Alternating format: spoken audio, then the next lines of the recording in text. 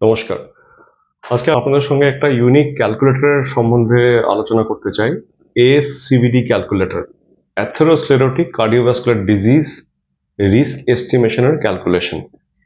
এখন এই ক্যালকুলেটরটা রাটিফাই হয়েছিল বাই ACC, মানে আমেরিকান কলেজ অফ কার্ডিওলজি, যেটা কিনা পৃথিবীর সবচেয়ে অ্যাকসেপ্টেবল একটা বডি অফ সায়েন্টিফিক বডি, যারা কিনা আমাদের সব গাইডলাইন প্রস্তুত করে for cardiac care across the whole world.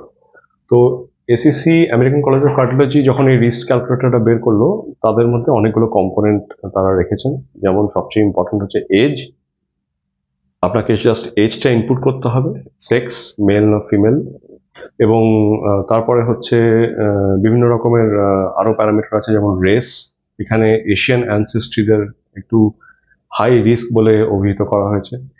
তারপরে ধরুন আপনাদের systolic blood pressure, diastolic blood pressure, সুগারের লেভেল কত, এইচডিএল এর কত মাত্রা, এলডিএল এর কত মাত্রা, এই সমস্ত বিভিন্ন প্যারামিটার ইনপুট করে কিন্তু একটা রিস্ক এস্টিমেশন করা হয়। সেই রিস্ক এস্টিমেশনে যদি আপনার রিস্কটা 7.5 এর ওপরে থাকে, তাহলে সেটা হচ্ছে ইন্টারমিডিয়েট রিস্ক, এবং তারও বেশি থাকলে সেটা হচ্ছে হাই রিস্ক।